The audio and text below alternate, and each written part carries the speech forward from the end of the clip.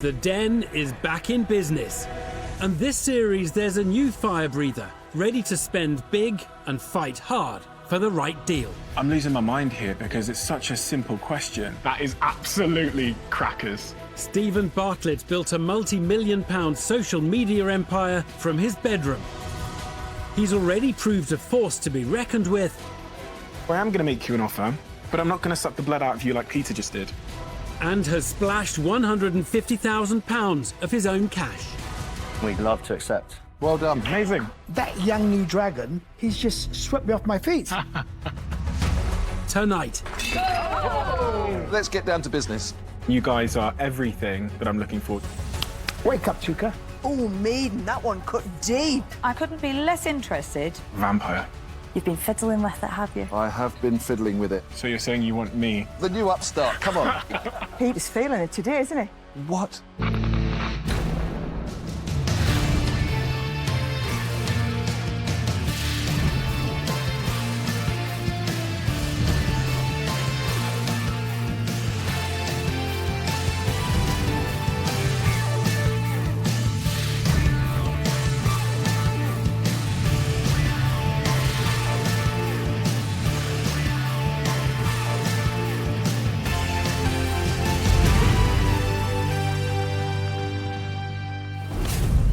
Welcome to Dragon's Den, home to 5 of Britain's sharpest business brains, ready to help some entrepreneurs think big, while giving the underprepared a serious headache.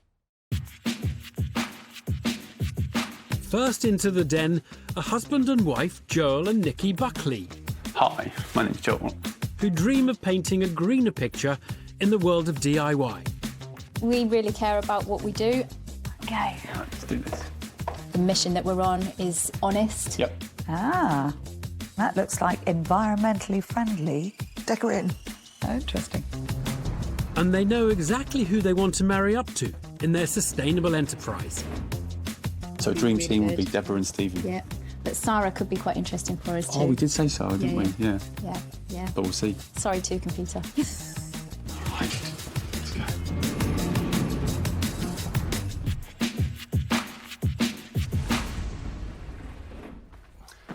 Hello, my name's Joel. My name is Nikki. And we're from Eco Union Limited. We sell a range of sustainable decorating tools to the trade and DIY. And so we'd like to invite offers of £85,000 for 10% of the company.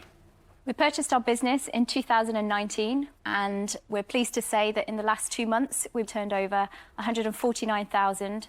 So we sell a whole range of decorating products, but we want to tell you today about paint trays.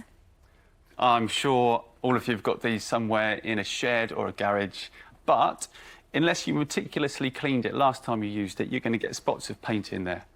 And then what's going to happen is you're going to put the new paint over the top, you're going to roll up and down the wall, and it's going to leave spots and splodges everywhere. So we want to tell you about our eco tray. This is made of sugarcane bagasse and it's certified carbon neutral. And unlike your plastic paint tray where you have to then go and wash it out, putting the paint down the sink, which is bad for the environment, with these, you simply leave the paint in the bottom of it, and then when you come to use it again, the paint's in there and it's got no flaking like you might have with the plastic one. And you can use them again and again, but if you decide you want to get rid of it, you can just crush it, and then it can just go into the dustbin. There's a sample of some of our products in your boxes. And if anybody feels like having a go at painting, we've got aprons, don't worry. Oh, I'd love to. Yes, come on, Sarah. Sustainable decorating tools is the business Joel and Nikki Buckley are pitching to the Dragons. Look at that. So there's no flaking at all. That paint's not going to mix in any way with the blue. They're asking for £85,000 in return for a 10% stake in their company. And how many times do you recommend people use it before they would dispose of it? You can use it as many times as you need to or want to. Crafting guru Sarah Davies has had her creative fix. Thanks, Sarah. That's great painting, by the way. Great Thank job. you. Yeah. But Touker Suleiman is the first to brush up on the business. Joel and Nikki. Yes, hi. Very impressive pitch. Thank you. Thank you. Going to focus initially on how you got round to purchasing this business. So we've bought and sold various businesses as well as done startups from grassroots. And we've done sustainable businesses before. We knew we wanted to buy another sustainable business. And this business, when we found it, it hit all those criteria. And what have you done to it since you bought it? We have got a background in marketing, so we wanted to rebrand. So that's one of the main things that we did. And we've added some SKUs, and we've also looked at how we can get a better profit margin across the product range. Right. What are you forecasting for the next 12 months? So we are on the edge of signing up a couple of large retailers, Dunell Mill and Juson's Partnership Solutions. So we're expecting, with this 12 months, 1.5 million. So you're really going to go for it. And where are you based? Exeter. In Exeter, yeah. I'm going to cut in Joel and Nikki. I really like what you've done, but I'm already up against it, I think. Because, Okay. So you've gone DIY, you've gone eco, and now you've gone Devon. Deborah Meaden. Do you mind? I'm doing a poker face here. Do you mind? So I'm going to have to up my game. Peter Jones is feeling the pressure as he discovers the sustainably driven duo appear to be ticking several of Deborah Meaden's boxes. But the den's environmental trailblazer now wants to find out just how planet-friendly the pair's paint tray really is. Can we talk about the product for a moment? Yes. Yes. Why is the tray carbon neutral? Because we've made it carbon neutral. But how? We've Offset? Gone, yes, Yeah. offset, and we've gone through every single aspect from the farm to the stores. OK, when you finish with it, you can't compost it because it's got paint in it. Yeah. The difficulty is we can't say what type of paint is going to go on the tray from the end user. So we are saying it's probably better you put it in your landfill where it will naturally degrade and then the layer of paint will just be left over. Don't biodegradable products cause a problem in landfill? This is like a paper product, so it's just going to naturally mulch. And just leave the paint behind. Yeah. OK, and what about the other products? Which bits aren't you happy with? Because there will be bits in here. Sure. Yeah. Is the print... That's Yes, all yes, vegetable ink. vegetable ink, Yep. compostable. OK, I'll keep trying to the- catch you out. even Let the me keep shine. going. What about the plastic dust sheet? So that's an oxy-biodegradable dust sheet, so that will be considerably better than any kind of version or just plain biodegradable dust sheet. OK, where is it made? The trays are made in China, the bagasse comes from Thailand. Have you explored the option to move the manufacturing to the UK? One of the first things we did was took the manufacturing of our main brush product to the UK. Yeah. That was us that set We that would love to relationship bring up. all of our manufacturing Everything to the over here. UK. I don't know if you know, but those black plastic paint trays, the factory that I own, we make the majority of the UK bulk production. Right. And also the sales team that I'm day-to-day involved with that look after all of the accounts, I can go to the same accounts and say, don't buy the plastic paint trays anymore, guys. I can sell you the best alternative. Right. Okay. The entrepreneur's faultless presentation and impeccable eco-credentials spur Sarah Davies to reveal she has the potential to produce the pair's products at her fingertips. And her big sell hasn't gone unnoticed by Stephen Bartlett. When Sarah started telling you about her paint tray factory, I got the sense that she was maybe flirting a little bit. So I wanted to ask, what is it you're looking for in a dragon? You want a dragon that has... Obviously, Deborah, for us, she's got the sustainability credibility, but actually, I think one of the things that's important to us is educating, getting the message out and really working on a digital So platform. you're saying you want me? I'm saying that is definitely an area that is important to educating our customer base. I think you've lost the plot. You've Because lost the they want plot. me. You're making the wrong decisions already. You're going To continue going with to my a new line of Dragon and questioning, social. you said, come that on, you have very 5 minutes ambitious here. plans. Hang on. What? One at a time. So- Don't worry about pizza. It's like, what's Don't the worry point? about pizza. And it's the new upstart. Come on, give me a break. Let me teach you a lesson how it works. Because this is just noise, right? Noise. So let's get down to business. I'm going to make you an offer. And I can guarantee that I can get all your products into home base tomorrow. So I'm going to make you an offer for all of the money, and I want 25% of the business. Vampire. Fangs are flashed as the longest-serving dragon and the den's newest recruit trade blows, leading to an offer from Peter Jones. Does preferred investor Deborah Meaden have an interest in entering the fray? Guys, I love the product, but I love why you're doing it. You care about it. And certainly in this whole sustainability piece, there is a load of greenwash going on. Yeah. There's a load of people just talking about it, but it's the authentic ones that are winning through because the consumers Yep. get Yeah, very absolutely. savvy. So you won't be at all surprised to hear that I, too, am going to make you an offer. And I'm going to offer you all of the money. I want 20% of the business. What? Thank you, Deborah. OK. I'll offer you all the money, 20% of the business. Guys, Peter's feeling it today, isn't he? It's not very often we see this going on. Right, I think you are clearly very credible business people. I think what you really need is specific help in this sector.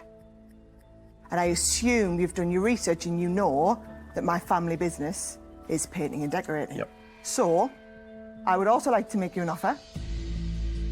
I would like to offer you half of the money for 10% of the business.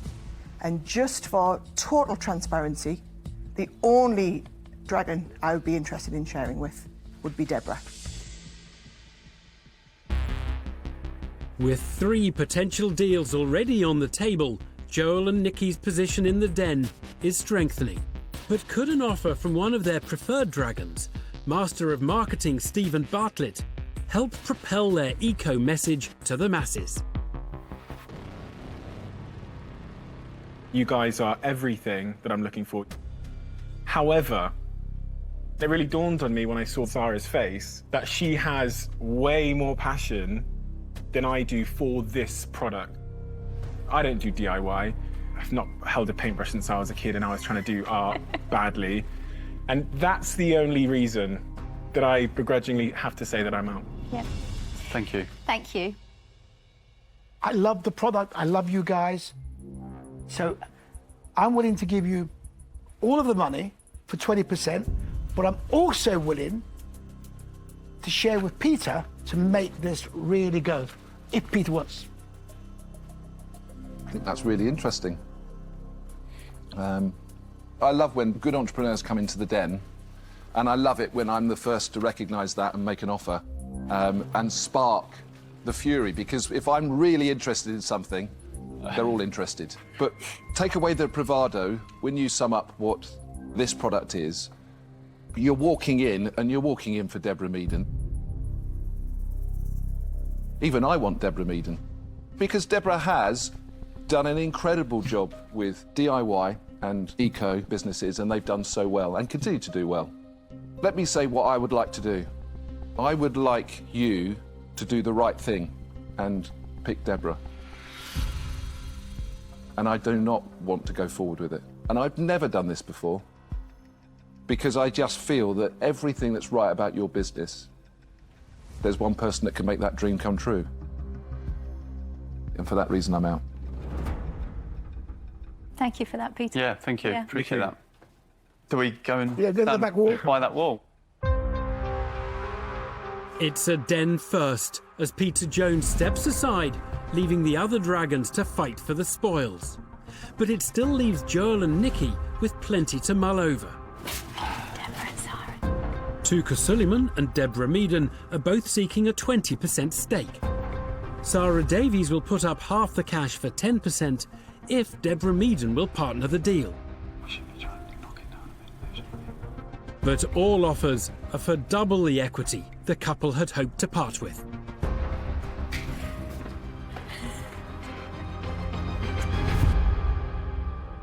So my first question, Deborah, would you be prepared to share with Sarah?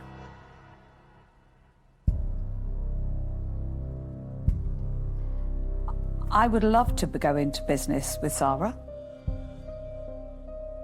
but I don't think it's this one. And is there any movement on your offer? No. What you've got to think is that you need to get value out of me, and to get value out of me, I've got to feel like I've got value. We feel like we want the dragon that we go with to also feel like they were Passionate. and getting a good return themselves. I'll just put us all out of misery and tell Deborah congratulations. Yeah. We'd like to accept. Yeah, go on. Thanks, Deborah. Excellent. Well done. Very much. You've got Thank a you. great dragon. Yeah, Thank you. Well done, guys. Joel and Nikki seal the deal and leave the den with the £85,000 they were seeking. And with the greenest of dragons now in their corner, they're off to paint the town an ethical shade of red. What just happened? I don't know what just happened. I have no idea. That was mad. Amazing. Yeah. Oh, maiden, that one cut deep. I would love to go into business with you, but the truth of the matter is, I wanted that one on my own. I could tell.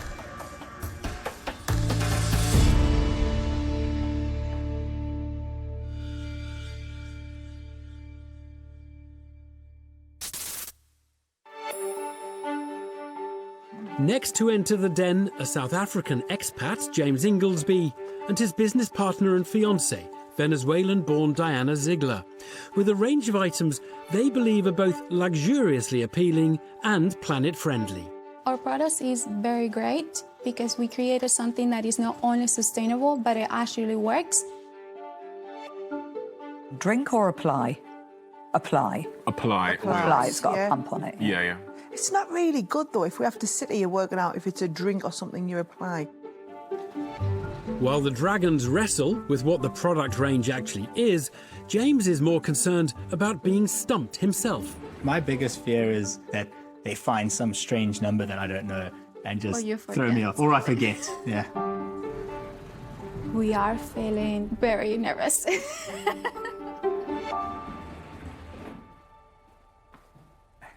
Good afternoon, Dragons.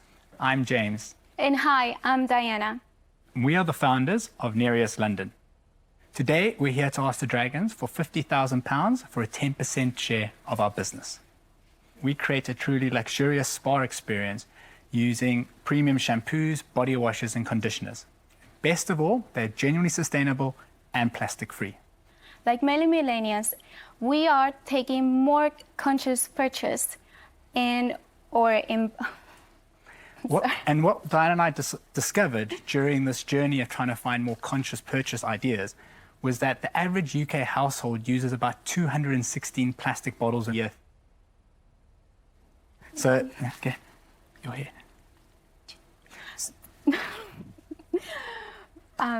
There must be a better way to do this. Oh. Yes. So we set out to develop and formulate our own products. They had to be clean beauty. And of course, Yeah. they had to work on Diana's hair.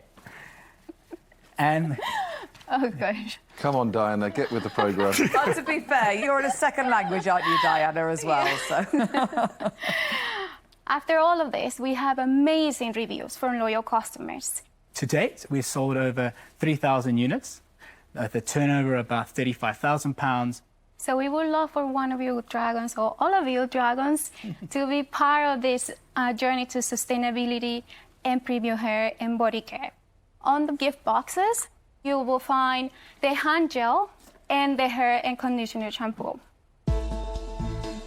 There may have been some nerves on show, but James Inglesby and Diana Ziegler finished their pitch. Well done, you got through it. It came back. A little bit, but it came back. No, that's good. They're seeking a £50,000 investment for a 10% stake in their business. Peter Jones is the first to question the toiletries twosome. You've come up with a range of hair, premium, body, beauty products. Yeah. What's your background? I used to work for Unilever, and I've been formulating and creating deodorants, toothpaste, all sorts of bits and pieces. My real strength is product development. I do that now as a consulting job. I also do that for some other brands. Well, fantastic. Yeah. OK, and tell me about the story behind, because I picked out of the box your products, and some of them look good. This looks like a little bit of a shambles. Yeah. What's behind that? So we wanted to take all the plastic away from our products. This label is made of wool pulp, So you're gonna start disintegrating, and you can put it on the compost, and it will just eat away. They end up like this? They end up like that, yes. You start off like that, and then over time, they start breaking down. So if you open our boxes, they'll see like a warning card telling people that this is something that is naturally going to happen. And how long does it take to get to that state? Because it turns up looking lovely. Yeah. It takes, what, 3-4 weeks, maybe longer? I personally wouldn't mind it, but I know there are other dragons who would mind it. But to be honest, some of my other labels go a bit dodgy. Yeah. Honestly, I just want it to look lovely when I get it. But it's not particularly aesthetically pleasing it ends up like that. I'm not sure people will appreciate the fact that they're buying a product that ends up like this. Our customers seem to like it. We've had over 360 orders on Amazon, and we've only had 3 returns. The entrepreneurs may be embracing sustainability, but their eco-friendly labels are proving divisive. Will the positive vibes from the den's most ardent environmentalist mean she's also inclined to greenlight their branding? I think they look beautiful. Your packaging looks great, because I'm fed up with receiving organic, sustainable products in plain brown packaging. Everybody's gone for the look at us, we don't even use ink.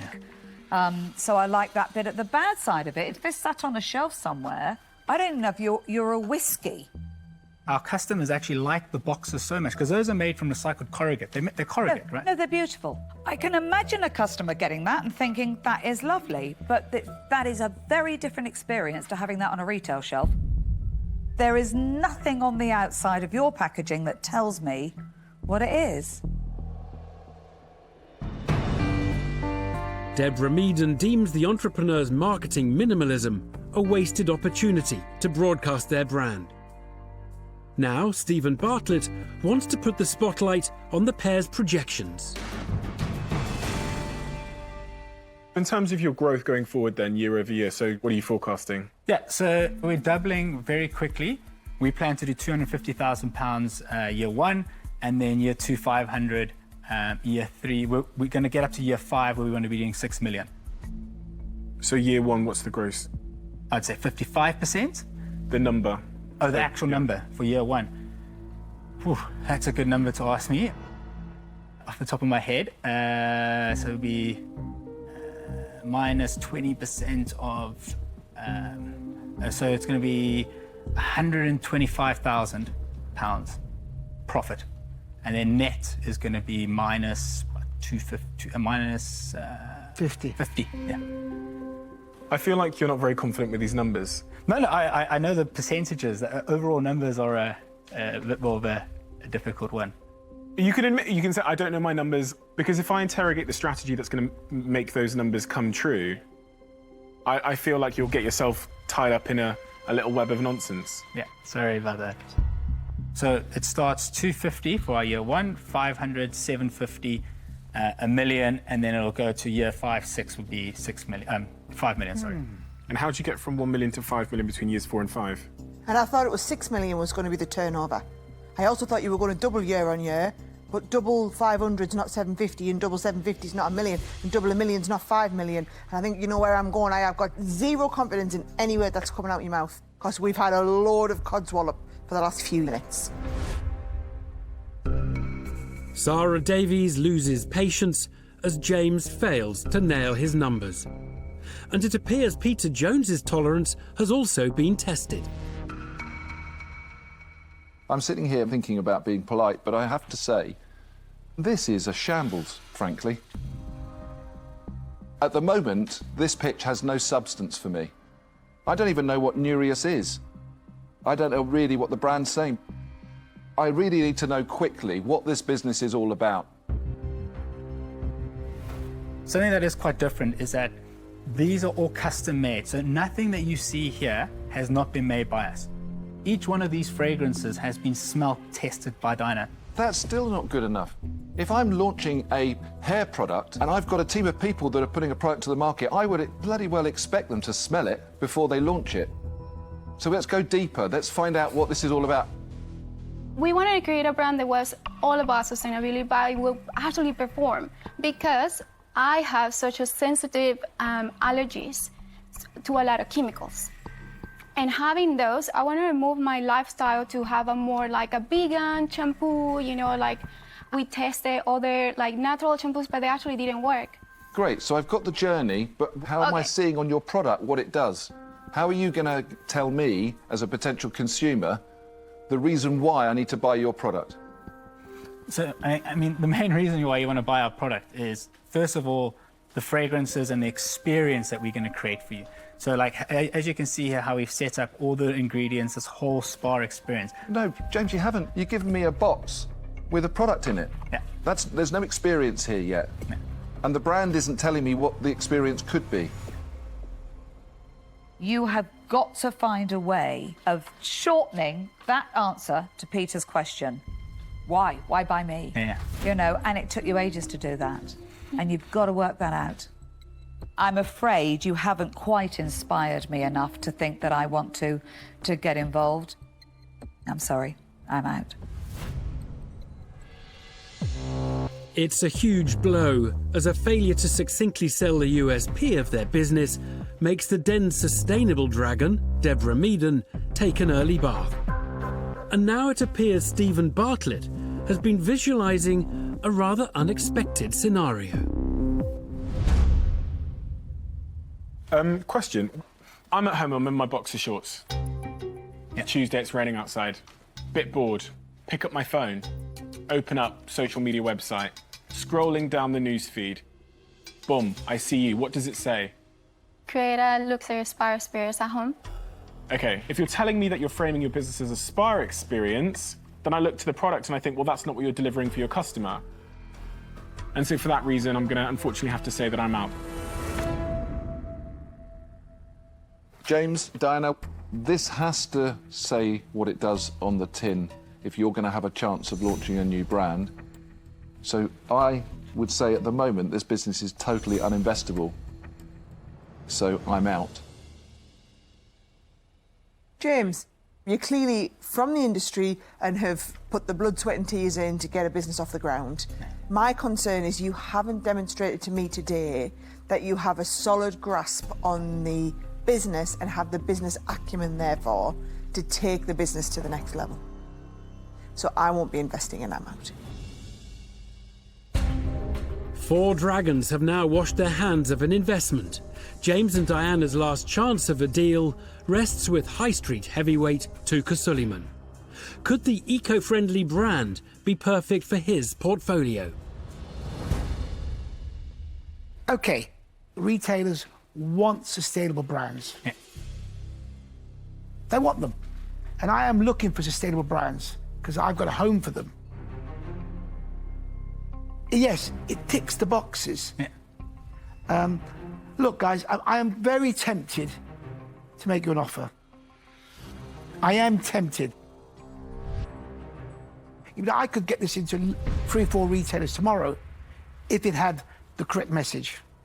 But I know you've gone so far with the branding. You guys have got your own agenda set up. I would want to change too much, take too much of the company, and that would be fair to you. So I'm not going to invest today, and I'm out. No, thank you so much. James, Diana, thank you. Thank you guys. I really appreciate all the feedback. Thank you so much. What a pleasure. Thank you. Bye, guys. Bye, bye.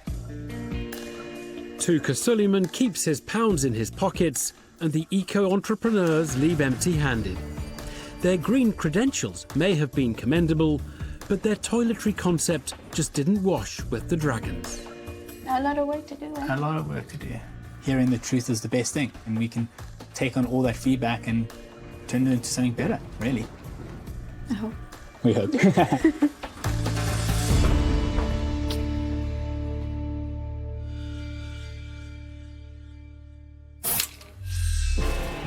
Another couple hoping for a more positive outcome were Kieran and Varney Vitrico, who were seeking investment in their specialist gift beer packages aimed at a female market.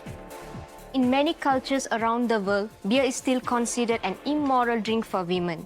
Even in the UK, beer is perceived as a male drink. Hence, we proudly named our beer Coconut Flower Beer for Women. It's not just a drink, it's an experience.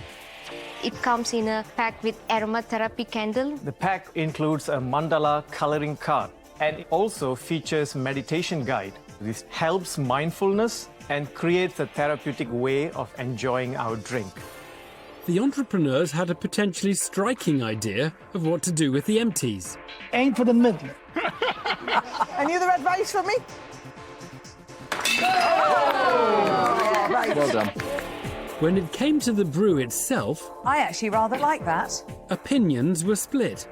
Can't work out whether it's like a medicine or a beer. Peter Jones failed to understand how the drink would appeal to its intended female demographic. I can't imagine why that would incentivise any woman to want to go and have beer.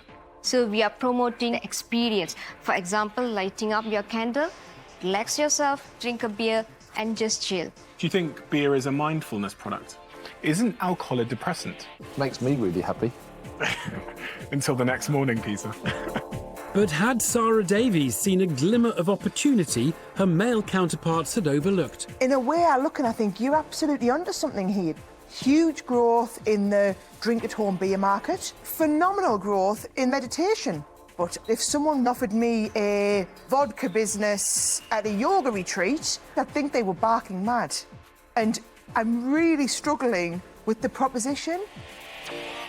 But it was the price of the product which would ultimately leave Touker Suleiman shell-shocked. The 8 packs sell for $32.40.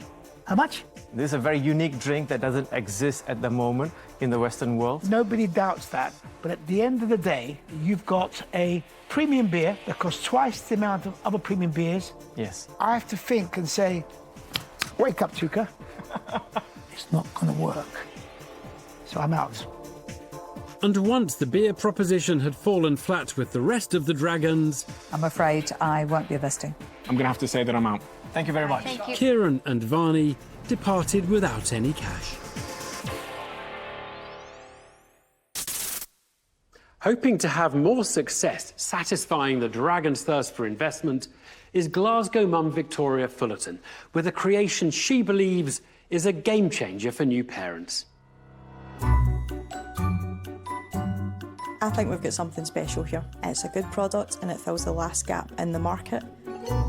This looks interesting. Touker, you've got some baby products, haven't you? This could be right up your street. I'll have you know, I'm in the baby space as well now. This is basically Touker versus Sarah. It absolutely isn't. Ooh, Deborah's thrown her hat in the ring as well. It's heating up already. The entrepreneur has had a willing assistant at home, helping to put the product through its paces. My daughter has been a big part of it, and due to the nature of the product, she has been #1 tester for it as well. When I left the house, she just said, "Bring back a dragon." Hi Dragons, my name's Victoria Fullerton and I'm the owner and creator of The Total. We're a pre-trading company seeking investment and I'm here today to ask for £150,000 in exchange for 20% equity in The Total Sleep Company. Research shows lots of parents are perpetually tired as their children don't sleep properly. The Total is a wearable device that I have created for infants that will give parents and caregivers the upper hand when it comes to bedtime. The Total is worn on the child's wrist and uses their own unique biometrics. It then runs our patent-pending technology, and this suggests times when the child is tired and when would be best suited for them to start their bedtime routine. And here we have the Total Sleep app, which we input some of our users' information and our child's information. And then all we have to do is sync up our phone and wait for our notifications. And this greatly optimises your chances at a successful bedtime. So Dragons, are you ready to get parents a total night's sleep? There's some devices in your boxes for you to take a look at, and I'm ready for any questions that you might have.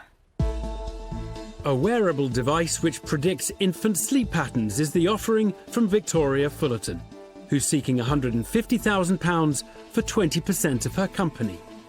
Dad of 2, Touker Suleiman, wants to know how Victoria dreamt up her idea.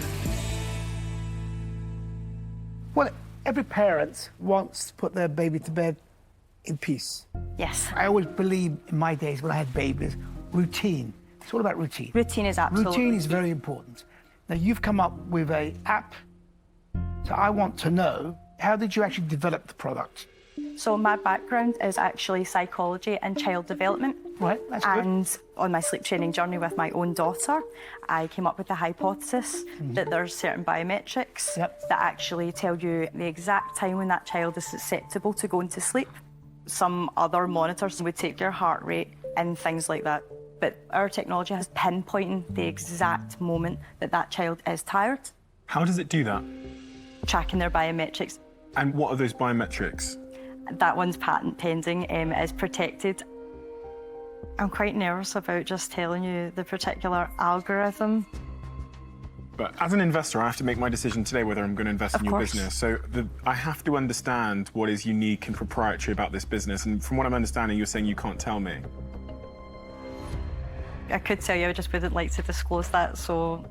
If you're patent pending, you can speak freely. Yeah, well, you can speak, because your application's in. The application is in. It's definitely in, well, then you can talk about it. Do you understand how it might be hard? Yes, I do. That's the bit of magic that you can't tell me about. Makes it really quite hard for me to get excited. I'm quite happy to speak kind of privately, one-to-one. It's just because it is protected. I would hate for a bigger company to come in and swoosh. So what we're looking to understand is, what is the inventive step? What is the technology that you've patented? What does it do? That's all I'm asking. She could explain what it does, but you're worried about explaining the technical algorithm. I'm not asking that. Couldn't be less interested. What does it do? So it's taking particular biometrics and it is tracking the pattern, so it's activity and rest periods. Think along the lines of oxygen rates or heart rates, things that your Fitbit would do, but there's a particular one that has not been connected just yet that I have. Victoria narrowly avoids disaster by relenting on keeping mum about her top secret tech. But Stephen Bartlett wants to find out a bit more about the team that's building her app. To get a product like this to market, the development costs are huge, right? Are you developing this in-house? I'm outsourcing it. That always strikes me as a risk. The problem is I'm investing in not just the concept, but the team of people that have written the code, but they're not even in the same building. It's okay, we work very closely with the guys, although it's outsourced because I don't write apps. What code are they developing it in? So there's a few different ones that they're doing because obviously they're working with iOS and they're working with Android as well. I'm sorry, I'm not technical, I only know a little bit of it. You don't have to be technical, but I want someone stood next to you that is. This isn't a baby psychology business, this is a tech company. Obviously, I would love to be employing my own team and that's why I'm here and hope to expand. But for now, this is how I'm keeping costs down, their salary. I think it comes back to bite you in the bum. When you invest in a tech company, you're investing in a set of talented developers that are building the code, and that's not what we're investing in here. We've got an entrepreneur who's found someone to build something. They're not part of the business. So I'm asking myself where the value is. A lack of in-house developers is a major red flag for tech-savvy Stephen Bartlett. And it appears Victoria's hardware isn't faring too well under a Peter Jones examination.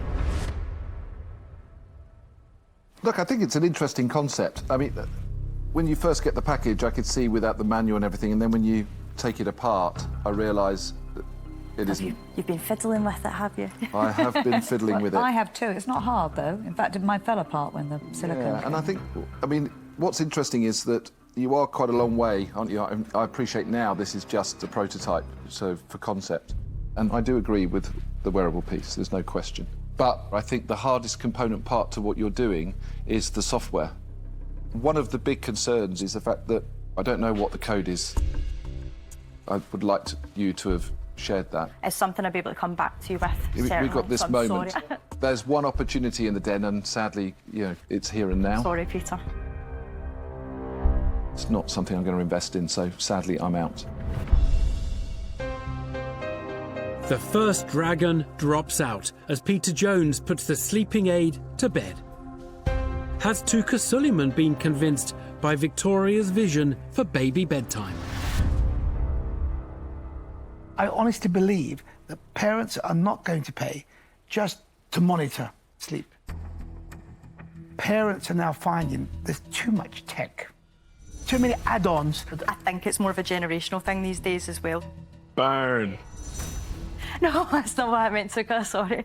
It is definitely a millennial thing. They want their Fitbit, they want their watch, they want everything now, you know, the self-gratification. Yeah, maybe, but I think the application that you're going towards is going to be difficult. And you're going to need minimum £1 million to make this a proper business. So for that reason, it's not investable and I'm out. Victoria, I worry that you don't know how far you are technically, because it's a tech-based business. That's what it is. But it's that tech base that is going to make it happen or not. My worry is that you don't know how far you are from that. So I won't be investing. I'm out. Victoria, it's just a huge risk. I've been there, I've worked developing apps in Silicon Valley myself. Super expensive. And so, you know, if I were to invest in this company, I'd basically need more than 100% mathematically. And obviously that's not possible. So as much as I applaud your ambition, this is a mountain too high to climb. And so for that reason, I'm out. The scale of ambition is too risky for Stephen Bartlett, and he becomes the fourth dragon to depart. The entrepreneur's hopes of investment now rely on the product resonating with Sarah Davies. I'm not the tech one. I am the mother who understands the problem. When I was a new mother, it was like a dark art. So I think it's absolutely genius. I do, however, appreciate the challenges that the other dragons talked about. Yes. And I'm not the tech expert, so I don't know and understand at what level you are through that development of the tech. We're ready to go. I'm going to trust that you are there. So from my point of view, I think you're on a great mission to want to help, and I just hope it's a mission that we can make a lot of money at along the way. So I would like to make you an offer. However, high risk, high reward. So I will offer you all of the money, but I would want 35% of the business.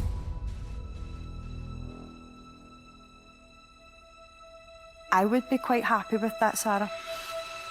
We've got a deal? We've got a deal. We've got a deal. Thank you so much, Sarah. Thank you. Thank you. Bye. It's a no-brainer for Victoria, who wastes no time in accepting Sarah Davies' offer. The baby entrepreneur leaves the den with the mother of all investors as her new bedfellow in business. Sarah, being a mother, she knew exactly where I was coming from, so I'm really glad that she loves the product and she wants to come aboard with me.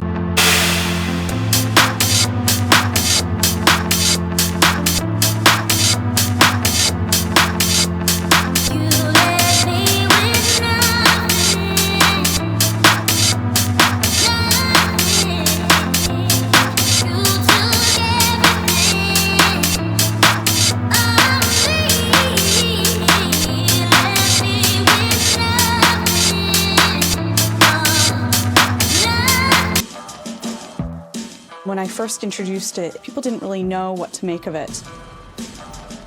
But it's really grown and people are raving about it. If that is seriously a metal tray with a bit of grass in it. It's a grass pea blanket. It's a pea blanket. Rebecca's product has the dragon's attention. Can her pitch keep their interest? Hello, dragons. My name is Rebecca, and I'm the founder and director of Piddle Patch, the fresh grass toilet your dog will love. I'm here today asking for £50,000 in exchange for 10% of my business. Dog owners want the best for their dogs, and thankfully, there are a lot of products to choose from. That is, except when it comes to the important task of house training your dog. Currently, the most commonly used solution is the puppy pee pad. This is often a single-use product, and it's mass-produced in factories using harsh chemicals and plastics. Piddle Patch is the natural solution and the UK's first and only soil-free real grass dog toilet. I'd like to take a moment and show you a quick demonstration. So when you apply liquid to a puppy pad, it sits on top, and you're going to be able to see and smell that until you throw it into the bin. In contrast, when you pour liquid onto a Piddle Patch, it absorbs into the thick root system. And this is something that will really help to ensure that there are no smells and you don't need to throw it into the bin anywhere near as frequently as you do with a puppy pad. Thank you very much for your time. And you've got some samples in your box. Thank you. Excellent. An environmentally friendly puppy training toilet is the product Rebecca Sloan is pitching. It's available as a one-time purchase or on subscription. She's seeking £50,000 for a 10% stake in her company. Peter Jones is the owner of 3 dogs, and he wants to get straight down to business. Rebecca, you described eloquently how it works when they wee, but what happens if you get a really big poo on there? You would remove of the waste and dispose of it just like you would do at the park. Not to be too graphic, what about the runny ones? Because a lot of the puppies get upset tummies. If your puppy does have an upset tummy, the best thing to do is to very carefully remove it. So I've got to lift it all up? I'm sure you can have someone do it for you.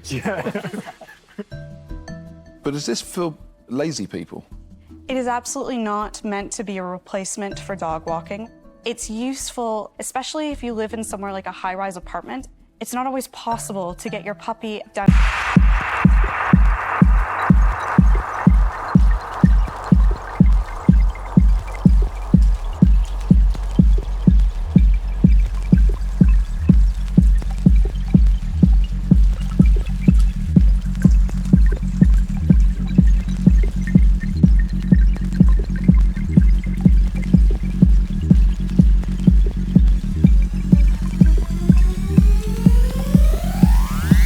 Cost? As a one-time product, it's £32.50. If you're buying it every week, it's £27.50. That's just crazy amount of money to spend on a grass bed. Basically, your invention, it costs more to manage what comes out of a dog than what goes in it. Cash is tight for most households. They can't afford the luxury of things like this. So your market is so tiny. It's people that love their pets too much and have got more money than sense. But it's not a business opportunity. So for that reason, I'm out. An unusually early exit, as an exasperated Peter Jones immediately poo-poos the canine concept. Stephen Bartlett is also the proud owner of a pooch, and it appears he's sniffed out some potential in Rebecca's puppy product. How many times could my little Pablo do a wee-wee on the pad versus the grass? Most of my customers on subscription change it every 2 weeks. However, some people actually get considerably longer. Okay. So do you see this as a transitionary product? There are 2 markets for it. A lot of people buy it specifically for house training their puppy. Sure. And there is a secondary market of dogs that often live in apartments, and they might use it on a more ongoing basis. I completely understand this, because I've got this problem. I'm the only dragon here that lives on the top floor of an apartment with a balcony, and we take our dog out twice a day. Yeah. But that doesn't stop my dog needing to go at 1 a.m. in the morning sometimes. I completely get it, and I need one. Rebecca, Touker, I've just got a puppy, so I know the problem. Don't get me wrong, I love the idea. And the first thing that comes into my mind is how can you commercialize it? How can you sell that for $9.99? So what stops me from having some sort of a film that you sold with holes where the grass comes out, they can absorb the wee, that the moment they weed, you just weed it up and put another, a little bit like the mat down there. Yes, like the mat but on what the I'm left. saying is, if you had that with holes in it, that you put on the grass so the dog could smell the grass. But you understand the reason she's doing this is because she wants to get rid of single-use training mats. Okay, let me change the scenario. If I had to create synthetic grass onto a waterproof foam that was empty room, filled it up, talk is cheap, listen up, I don't know where we went wrong, but I feel I'm shaking these walls, yeah, nothing safe, gotta take cover, still of love, we just make glitter, running and running, yeah, we got off track, now we under attack.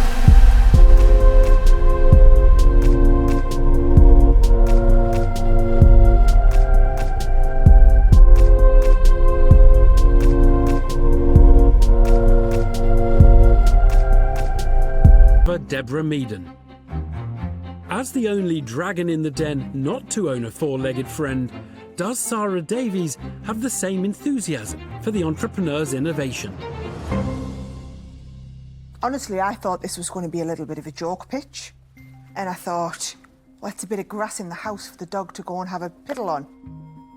And you completely floored me. And do you know what? I think these tight dragons sat here, you've just spent £3 on a dog. What's 20 quid? Because I really like the product. Thank you. It's grass in a tray. I'm sorry. This isn't happening. I am taking you really seriously, Rebecca. Thank you. Right. So how big do you expect the business to get?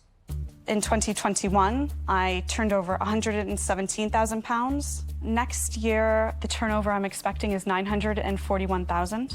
Oh, great. With a net profit of £224,000. Wow. The year after that, I'm expecting $1,348,000 in turnover, with a net profit of $323,000. Excellent. I think you've got polarised views sitting here. You've got Peter, who thinks it's the most ridiculous thing, and you've got Stephen, who would sign up right now if you would take his details. But I can see a real market opportunity. So, I would like to make you an offer. I'll give you all of the money, but for that I would want 30% of the business. Okay, thank you. Rebecca's punchy projections propel Sarah Davies to make an offer. Could this now spark a turf war in the den? There's lots I love about this. The sustainability side of it, that's really what interests me, because it drives me mad.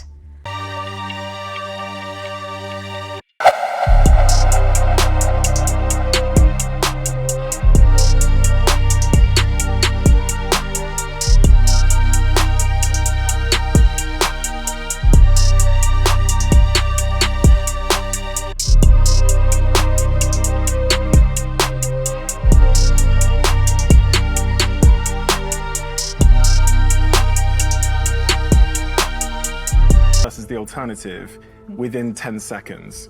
And this is one of those businesses. I think we've got an opportunity here to build a really big dog brand online. The minute you post a picture of any dog, they swarm in there like, you know, flies to a dog poop, right? So I am going to make you an offer. I'm going to offer you the 50,000 for 25% of your business. Rebecca, I'm a product person and I think out the box. Automatically, when I saw this, I said, what else can we add on to this? How can we grow the sales? That's the way I think. So I'm going to make you an offer. I'm going to offer you all the money, but I also want 25%. Rebecca, given that the lowest offer here is for 25% of the business, I would be willing to match that offer on the table. So why didn't you say 25% in the first place? Because the competitive nature meant that I didn't have to go at 25%, and I think 30% was a reasonable offer. Rebecca, can I just say, this is the power of influencer marketing, which has been my business for a long time. So I've managed to influence all the other dragons to follow me. Tell you what I'll do as well. If Stephen wants to share, absolutely not. We don't need you. Fine, I will retract that. It was declined. Do you want to have a think?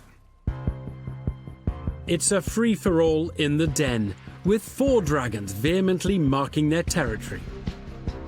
Sarah Davies, Touker Suleiman and Stephen Bartlett are all competing for a 25% share, while Deborah Meaden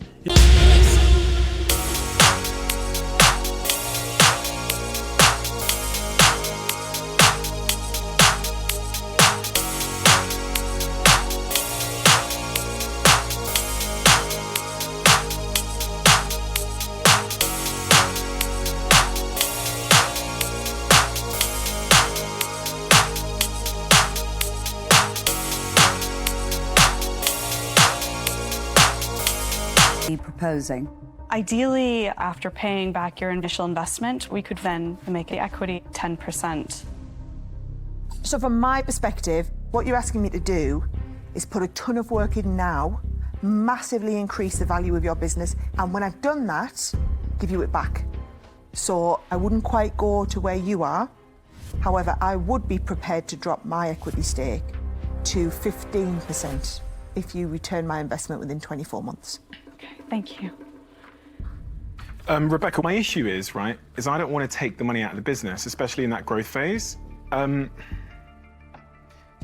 If you hit the numbers that you've set out next year, my equity stake will just drop to 20%. If you put that 50,000 into marketing, we can make millions. Okay, thank you. I think you got some great offers. I'm going to stay where I am. Rebecca, look, what you need is an uncomplicated offer, just a straight offer. So I'm willing to give you all of the money, 50,000 for 20%. Okay, thank you very much. I really do appreciate all of your feedback and all of your offers. I'd like to accept your offer, Stephen. Yes! We're going to sell so many piddle patches. Well done, Rebecca. I'm heartbroken. Well done. Thank you very much. Thank you, Rebecca. Rebecca leaves the den with the £50,000 she was seeking and the youngest ever dragon on her books. I can't believe this is happening. That was overwhelming, to say the least. I genuinely can't wait to give my dog it. You've just invested in grass in a tray. This is exactly what I've always needed. I get it. Yeah, no, we You all know what I get mean? it. Yeah. That's why we all made an offer. Well, we didn't all get it. All right, we got it. You're barking mad. I'm really excited to be working with Stephen. I think that we're going to turn this into the household name, and I'm really excited to see what happens next.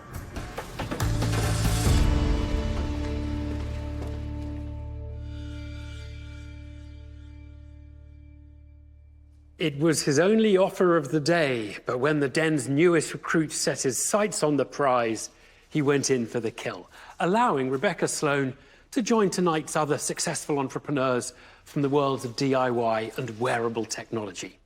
And with over £250,000 of deals done tonight, just shows the Dragons are as ready as ever to put their riches into pitches. Next time. Suits you. Still holding onto his neck, she gripped him tighter and paused for the last time. All right, this is not a therapy session. I'll stop it right there. This whole business feels very, very self-indulgent. Oh, I tell you, I nearly fell off my chair. Really wish I hadn't had that drink this morning. Right now, you are running towards a blazing inferno, and I don't want to be burned. I know that Deborah wants it, I know Peter wants it, and I want it. I like you. You don't mess around, do you? Tortured thespian Toast is searching for adulation in Tinseltown, but it's more Death Valley than Hollywood. Watch now on iPlayer. And Lord Sugar has a sweet tooth for success, but this challenge is bound to cause cavities. The Apprentice, next.